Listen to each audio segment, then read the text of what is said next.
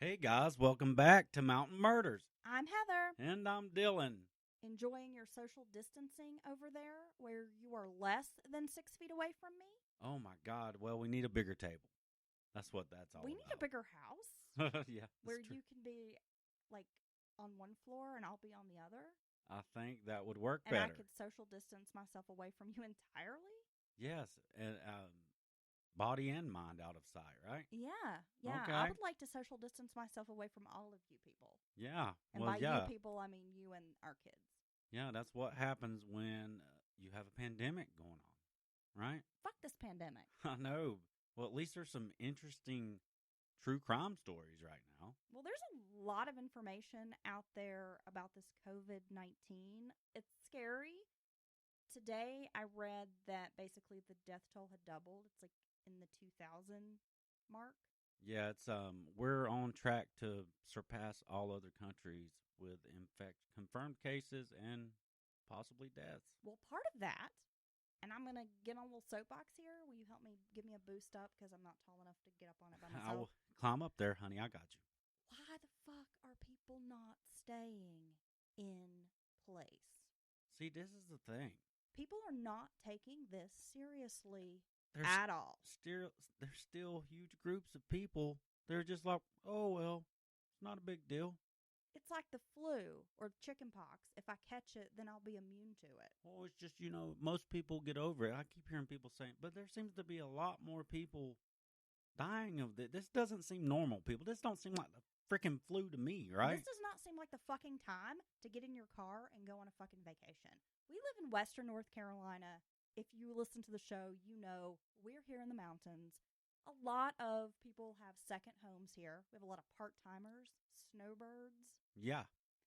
Well, the few confirmed cases, we have 0 confirmed cases in our county. We are very fortunate at the moment that we know of. But we still assume everyone has it. But That's what you have to do. the few cases that have popped up in the neighboring counties have been brought here by second homers. People who have come to town from New York and Florida and then test positive. Yes, and then so the one instance was someone from New York in Buncombe County, Which is where Asheville is located. right? And so they tested positive, had it confirmed you have the virus. So then they get in their damn car and travel like 2 counties over to another town, Franklin. I mean, Which is, yeah, about a 2-hour drive. who does that? And probably just like, oh well, and probably stopping at stores. I mean, who knows? I mean, why? I just don't get the mindset of these people. I don't understand either. And social media, I've got to stop reading news threads and local groups because it's just infuriating. I am part of a group that is like a Maggie Valley, North Carolina group. Yeah, And there's a lot of local people, but there's also tourists and people who just love the area that appreciate the mountains, right? Locals have been posting things like, it's not a good time to come here. This is not a vacation. Like, don't come here to your second home. Stay in place. We're all trying to protect ourselves. We need to be insulated. right. You guys are rude. Yeah, I used to like the mountains, but this is making me feel like I don't. Yeah, I'm never, and people like local business owners are getting emails from people who are like, I'm never spending my money in your town again after the way y'all have acted with this virus. Like I'm supposed And to. I want to be like, bitch, just because you too cheap to go to fucking Gatlinburg and you vacation here, fuck you. Sorry. Well, see, here's the thing, though. It's making me very angry, Dylan. It is, and it's not like a local versus them kind of mentality, even. So if these people, no matter where they're from, and we're not singling out certain areas of the country, it's just stay where the fuck you are. It don't matter if you're in the middle of nowhere. It don't matter if you're in a bigger urban area. Stay in the damn apartment. Try your damnedest to stay away from people and do basic hygiene, and you can be okay. But just going around willy-nilly touching every damn thing and acting like it's no big deal is putting you and your loved ones at risk. So if these people are at their home, wherever they live, and a bunch of us from this area had homes all around them, and you're Well, hearing, it would just be like if we all decided we were going to go to the beach and chill. well, yeah, so you're hearing all this shit on TV about how things are, going out of control. whole segments of the world are shutting down. I've never seen anything like it in my life. Never. This is history being made right Right? now. Yeah. And so they're seeing this, and all of a sudden they look out and they're seeing that people they know are from other regions coming to their second home all around them, and not even like holing up in the house, self quarantining was what they tell you to do, but you're out running around, running it through their yard. I mean, they wouldn't appreciate it, is my point. They wouldn't appreciate it, and they'd feel the same damn way. It's very much a sense of entitlement. We know what type of people it is. Oh, we know what type of people these are. It's them people. It's those, yeah. Right. It's people who's got the second home. And not all people who have a second home act like that. Right? We're not saying that. But in this area, a lot of them do. And then when you're like, just stay home, be safe, take care of your family, well, you should be lucky you even come up here so you can have a job, a nice retail job. Well, if you guys didn't have us tourists, you'd all be in unemployment line. And I've seen those comments too. And I just want to be like, do you even know that tourism has only really driven our economy here for maybe the last 15 years? We were once a bustling manufacturing community. Yes, we were. With some major manufacturers who offered high-paying jobs and good benefits. Also, mountain people have survived for hundreds of years, literally like 200-300 years here in the mountains without your money. So I don't think that you not coming here and spending your money is going to really affect me. You don't work in tourism. I don't work in tourism. None of my family works in tourism. I mean, I just want to be like, who do you think you really think you're threatening me? Well, here's the thing. This area and a lot of areas like it around the country have been ignored for decades. The infrastructure is lagging very, very far behind. Roads, internet. There's people not 20 miles from us that can't get a decent, solid internet connection in their home. So you think, well, they can't stream Netflix. What's the big deal? They can't work from home. They can't do any, college online classes. Colleges, yeah. Their children can't do. Our girls come back from school in the 7th grade with stuff they have to go online and do that even for homework. So these are affecting people in real ways. And then you come bebopping in here, and like you said, there was plenty of manufacturing solid jobs. And if they weren't trying to draw you here for your second home, they would be bringing more manufacturing jobs or decent jobs in. But instead, are we boring our audience with all of this? I'm sorry. We've been stuck in the house, and this is what coronavirus does to people. We're sorry, guys. Yeah, we get on a tirade, but yeah, I just am not appreciating seeing all the out-of-state tags and people who just seem to be like completely ignoring the advice of experts just because they have feelings that they don't have to abide by the suggestions or something. I don't know. It's really frustrating. Just stay home. Watch out for you and your family. That's all you can do. Enough bitching. If you haven't already shut the podcast off or skipped through to this part, we've got a great case today. This is definitely a different one from anything else we've done. Are you ready, Dylan? I'm ready to dig up in it. Our case today takes us into uncharted territory, as you mentioned. We've not discussed a hate crime on any of our previous episodes, so today is going to be our first.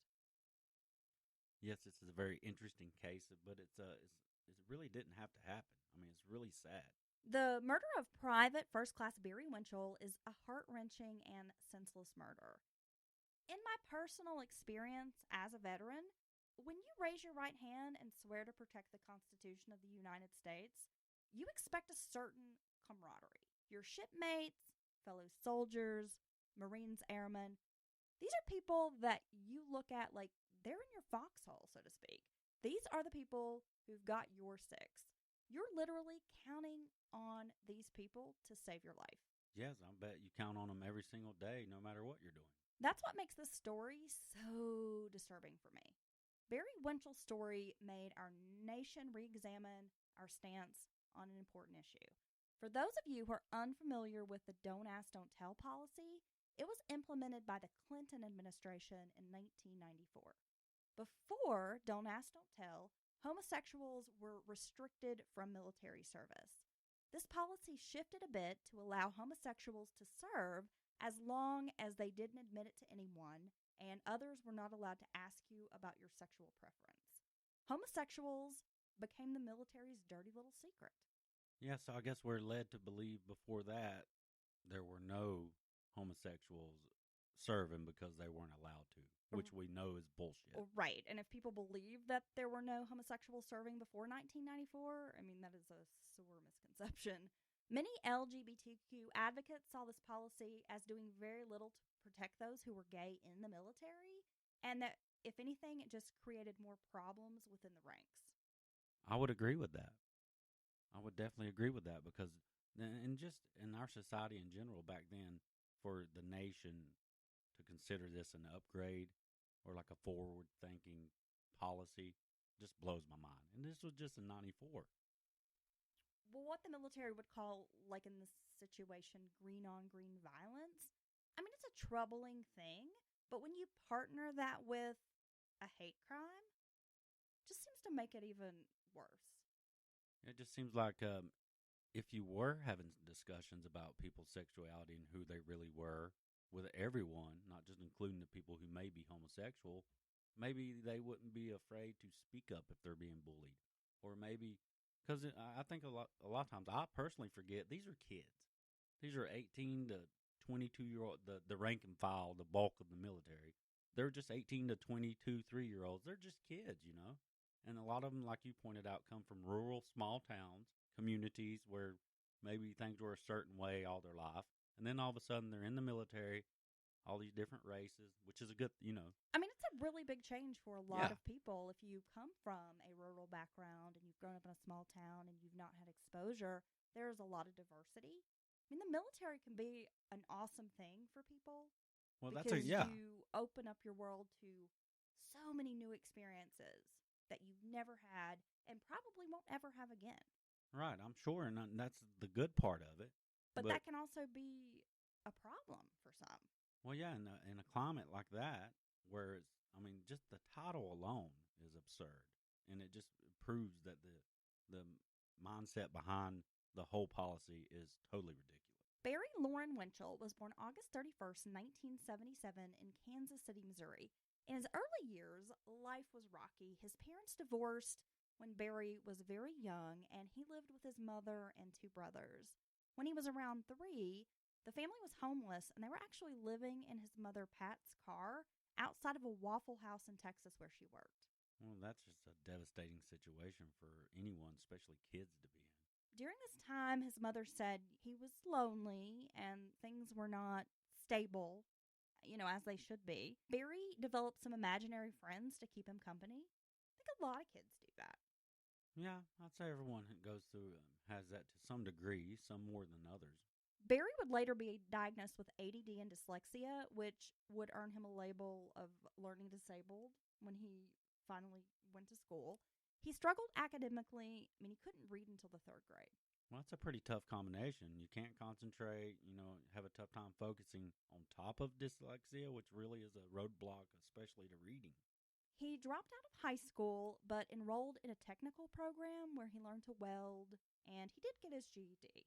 Those who knew Barry said he was gentle, soft-spoken, and almost had kind of a shyness about him. Yeah, he seemed like a pretty good kid, pretty sweet guy. The Army recruiter actually came to him. It wasn't like Barry just decided he was going to join the Army. This recruiter happened to pop by their house. Barry's there. He's got long hair. He's a bit of a rocker. He's playing in bands, loves loud rock music. He's not the stereotypical soldier boy, like what you would see as like the poster child for like the Army. So, wow. So the recruiter's like literally going door to door through this neighborhood, or maybe had some kind of contact with him? Possibly. I mean, I think, and especially back in the day when we didn't have that, like the internet access. Right. And the reach that we do. I mean, recruiters would come to your high school. Oh, yeah. They would get a list of students' names. They would just randomly call your house, show up at your house. I mean, this was just kind of the way things were back. I mean, you have to figure this was in the 90s, Dylan. So Barry's there with his long hair. I mean, he plays in a band. He loves loud rock music. He is not the stereotypical poster child for the U.S. Army. But this recruiter approaches them. They have a sit down. And by the end of the conversation, his mother and stepfather are like, this might be really good for you, Barry. This could be a great opportunity for you to get money for school, for college, continue your education. You're going to be getting paid. You're going to gain life skills that are going to help translate in the workforce later. Good opportunity. You've got all these benefits. So, with some consideration, Barry's like, yeah, okay, I think I might do this. Well, yeah, there's